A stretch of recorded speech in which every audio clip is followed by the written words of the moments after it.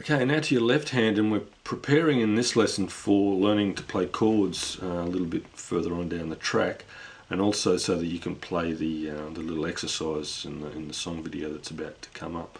Now, what I said to you before, which was about holding your hand like the peach and bringing it up just like that, was just fine when you were playing on the bass strings. When you want to play up here, however, or when you're just playing single notes, that's fine. But when you want to play chords, things will necessarily have to change, because it's very difficult in this position to have your finger pointing straight down there so that the second or the third string, the one directly underneath that, can play freely. So what you'll end up doing is slightly raising your hand a little bit, right? That might even involve bringing your thumb up over the top. That's okay, right? There'll be slight movements that happen here all the time that you won't be aware of. Don't be worried about that, but don't get it to the point where you're clutching and gripping the thing, right? If you're having to squeeze down in here like this, then maybe it's because your hand's up too close, right? You really want to be able to move effortlessly and without thinking about it, up and down in very small movements. So to that effect, here's what we're going to do now. What we did previously was play just on the bottom string, okay, with those two fingers. I want to do those two fingers again, but this time up here on the top string, back in this position. So we've got the 3rd fret and the 1st fret. Okay, now you don't need to be way down here to play those. You can do that up here. Anywhere really in any of those spots will be okay, won't it? The other one that I want you to play is on the 2nd fret on the 2nd string. That note there. That's an A note, the 2nd note in our scale. And I want you to be able to play that note so that the note, the open string below it, can also be heard.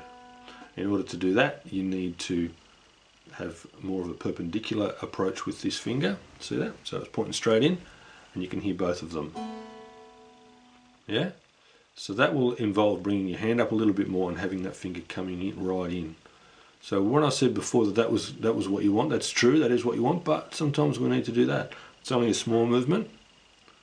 And we're going to learn how that works and how you can do that in practice with this lesson now. Right? So I want you to be able to strum all 4 notes. I haven't turned the amp on. Okay, luckily I've got a nice bit of timber here and you can hear it without. I want you to be able to hear all 4 strings. Yeah, so with just that 2nd finger there, don't curl those fingers under like I am, I'm just doing that to show you. Your hand needs to be like that. So that in the same position you can also do that and that. Right? I don't want you to have to change between them fluidly. I just want you to be able to do those.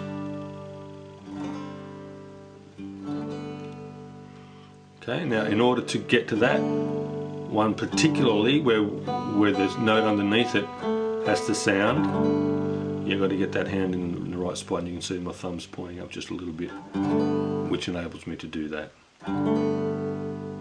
Okay, so it's that one and off, that one and off. Okay, so again the same principle. That one comes down after it, then that one stays there. Okay, so 1st, 3rd, the 1st one stays there and then back up. And then off, if I'm just coming down with that, clearly I don't need to. Then I can come down there.